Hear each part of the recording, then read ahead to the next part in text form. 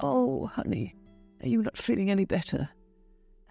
"Not even a little bit." "What did the doctor say again?" "He couldn't find out what was wrong with me. I feel terrible and helpless. What am I going to do?" "Rest, darling. I'll pick up your favourite soup on my way home." "No need, dear. I made a bowl for her." "Thanks, Pam. You have been such a help." "My name is Olivia, and I am 30 years old. I'd been sick with the terrible flu for a month and a half. I should have known it wasn't a coincidence that I began to feel ill as soon as my mother-in-law, Pam, 54, came to live with my husband, Johnny, 28 years old, and me. Her husband had separated from her years ago, and she'd been alone since then. She's been needing help with money expenses recently, as she no longer works. I don't understand why. She's still relatively young for her age, but she was banked on disability for falling at work, and since then she hasn't wanted to go back. So, like the mama's boy my husband is, she moved in with us at the beginning of June. Pam and I got along just fine, but things got tense when she moved into our house. It all started when I went to the doctor to follow up with me trying to get pregnant. I had discovered troubling news. I had a low chance of ever getting pregnant. My husband and I had been trying for over a year, and nothing was working. So hearing this news was difficult. I thought we were having issues because maybe I was stressed out from work or it wasn't the right time. In reality, my body couldn't properly produce a baby. Disheartened by the news, I cried to my husband for nearly an hour. Our dog, Baxter, kept us company as I cried into Johnny's shoulder. He was disappointed, but Johnny said he still loved me and that we would get through this together. We could adopt kids or try other methods that the doctor had suggested. My hopes were a little up, but that didn't last long. I was in my room, resting because I was tired of crying all afternoon, when I overheard Johnny and his mother in the kitchen talking as the bedroom door was cracked. "You can't be serious. She can't get pregnant." "Lower your voice, Mum. Olivia is already upset as is. I mean, so am I. But what can be done?" This is unbelievable. Absurd. Is this my karma?" "What on earth are you talking about?" "This is exactly why your father left me." "Why are you making this about you?" She ignored him and continued. "I couldn't have any more kids after you. This is the one duty a woman can offer, and she can't even pop out one for you. Oh, God, how long has she known?" "Just today." "She's lying. She must have known longer, possibly before you two got married." "Mom, how can you say that? No, she didn't know, okay? The doctor should have caught this sooner, yes, but it's not her fault." There was a brief silence, and then she said, "I don't think this relationship is going to last." "Stop saying hurtful things. You know nothing about us." "I know your father, and if you're anything like him, you will hurt her by leaving." "I would never leave her. I love her with my entire heart." "You'll love her until you begin to resent her. You should leave her now, before she goes on believing your lies. As of now, she has no purpose to live. I, at least, was able to give birth to you." "You sound absolutely crazy. What is wrong with you? This is not a competition." I've never heard his mother be so vindictive. My heart shattered 3 times over. I began to cry harder into my pillow before struggling to get out of bed and shower to get rid of the tears.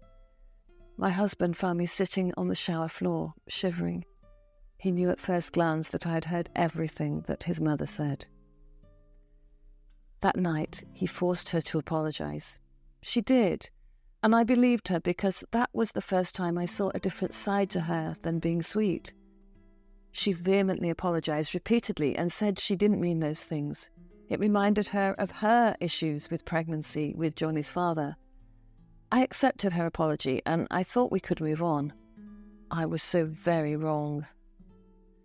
When his mother moved into our house, she had offered to do all of the cooking and the cleaning because Johnny and I both worked full-time. I tried offering to cook at least a few times a week, but she always declined. Besides, dinner was already ready by the time we both got home. She would serve our plates as well. A week later, after revealing my infertility issues, I began feeling a little ill, like a frog or something scratching was coming from my throat. For the first few days, it got worse. Then eventually, I no longer wanted to eat solid foods. Johnny told me to go to the doctor, but I thought it was another case of a summer cold. I was wrong, of course. But how could I think my mother-in-law would do something so heinous? She went to church and was nice to be around for the most part. She even ran a book club meeting at our house on Fridays. After the second week, I went to the doctor. They found nothing wrong with me and told me I had a simple cold. I went home with some medicine. It helped initially, but again my illness only worsened in time. Eventually, I developed a horrible cough and could only stomach my mother-in-law's homemade soup. I felt extremely lousy, and I didn't know what to do. Pam was strangely very supportive and always ensured I was fed and in bed.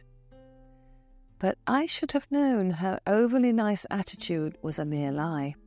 As I said, she made homemade soup for me. My taste has gone since away, but my smell was loads better. So, when she brought the soup and handed it to me, I got a whiff of something chemically. "What's that smell?" Pam's cheeks reddened, and she took a step back. "What are you talking about, dear?" "I don't know. It just smells kind of funky. Maybe that's not the right word. Chemically." I was cleaning the kitchen. The smell must have lingered on my hands. I took a whiff of the soup, and I could faintly smell something off. "Are you sure?" "Yes, here, smell my hands." She stuck her hands out. They smelt chemically, but didn't smell like the brand we bought. I pegged it so that I was losing my sense of smell. I shouldn't have. I should have trusted my gut. However, my emotional state was only getting worse and worse. I couldn't fight against the impending feeling of depression. I felt like I was worthless. I couldn't work or do anything productive, and the thought of being unable to provide for a family was haunting me even worse. I had more time to think. The only thing that kept me company was my dog, Baxter. He was a sweet boy, but my emotional state was getting worse and worse. During the night, I would cry and cough interchangeably. My husband tried to console me as best he could, but I felt so terrible and miserable.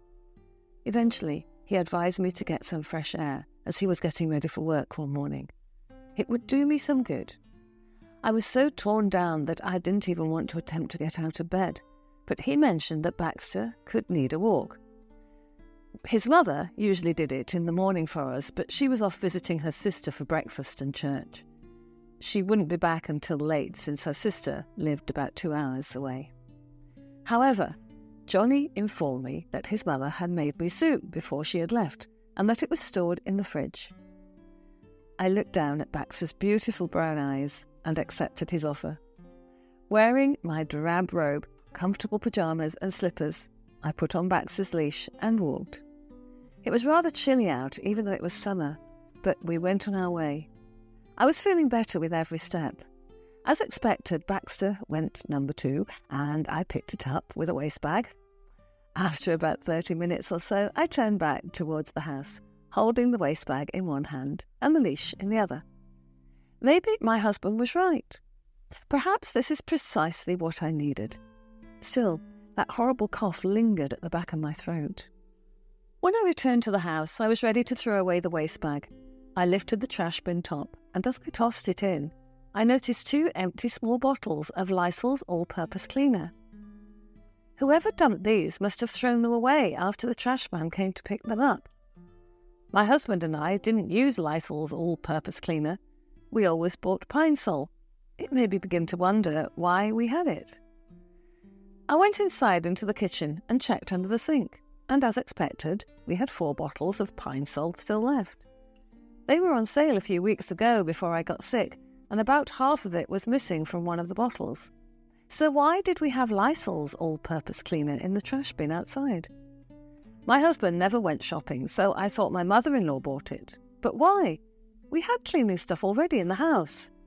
Maybe a neighbour came to throw it away in our bin. That didn't make sense. Call it my intuition or instinct, but I knew something was wrong. After the weird encounter with her hands smelling like cleaner, I knew something was off. I went into my mother-in-law's bedroom and shut the door behind me. I checked in her closet to see if she had more cleaning spray. There wasn't any. Before I left the room, I decided to check under her bed, and lo and behold, I found rows of cleaner. Why was she storing so much under here? Around one of the bottles was a receipt. I dug under the bed and read the paper. The date was June the 15th. This was the next day after I told her about the pregnancy issue. The feeling of sickness began to rise. Again, I still pegged this as just being paranoid, but at the same time, I couldn't help it. And I'm glad I didn't. Setting up a camera in the kitchen was in my best interest. I knew that her food was tasting funkier and funkier with each meal, but I was too afraid to hurt her feelings. In reality, I was deeply in denial that she was trying to hurt me. I texted my friend Callie to ask if she could do me a favour with no questions. She was confused, but I told her I would talk to her soon and didn't want any questions. I asked her to pick up a hidden spy camera, and she had to be quick. She went to the nearest Best Buy and bought me one camera.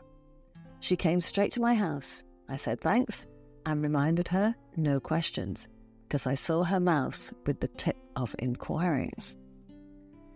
I quickly set it up, and as soon as I turned it on, I heard my mother-in-law's car coming. I ran to my room out of breath and laid down in bed. She knocked on my door.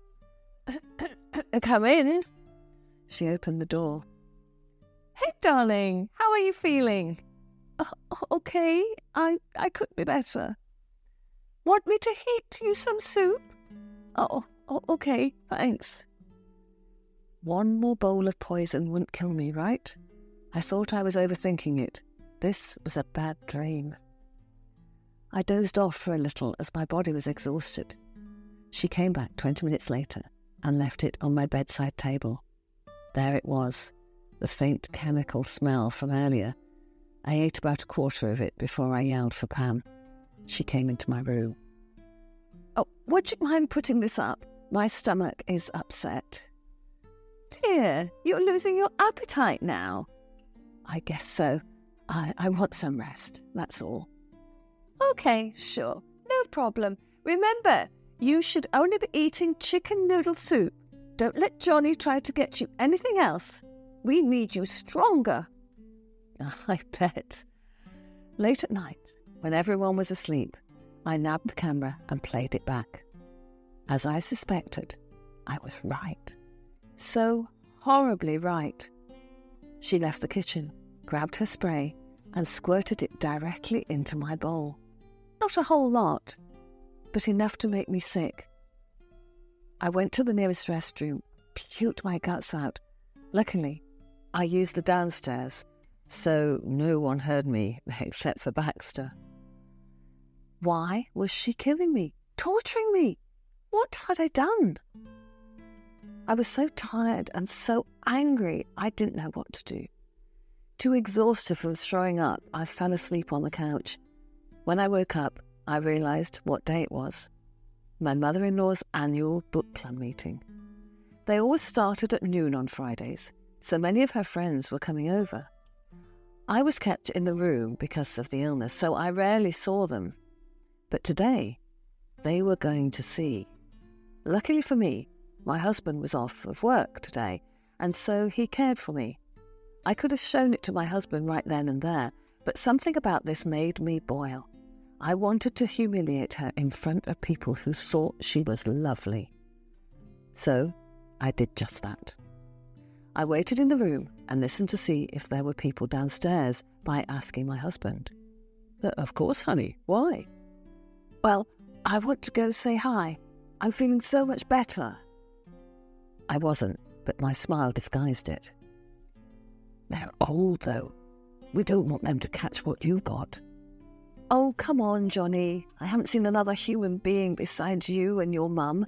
I just want to pop my head in, and I'll keep my distance. Besides, you weren't contagious after the 3-day mark. He finally relented, so we ventured downstairs.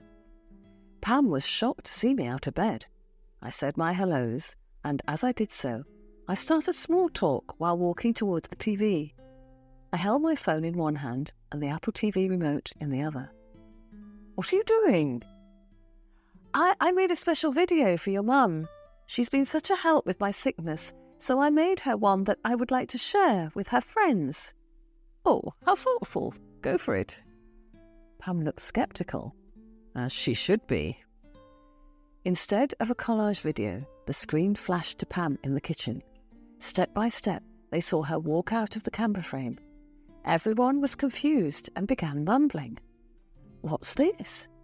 Pam just stood there in shock, and Johnny had a puzzled expression. She came back on camera with the Lysol spray, and they saw exactly what I did the night prior. Johnny was flabbergasted and looked directly between his mother and me. What? What? Pam's face relaxed for a second, and it was like seeing a demon in disguise before turning back into a cry. I was only trying to free you, Johnny. She can't give birth. What are you going to do with an unfit mother? You're crazy. Everyone inside that house began to erupt in anger, and foul words were thrown against my mother-in-law by her own friends. Pam was arrested. Her only excuse in the courts was I took away her chance of having grandchildren. I think it's because she has unresolved feelings over not being able to provide more children to her ex-husband.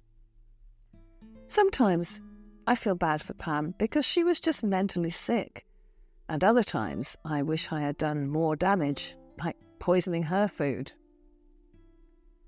What do you think of my story? Would you have done the same? Let me know in the comments below, and don't forget to give us a like.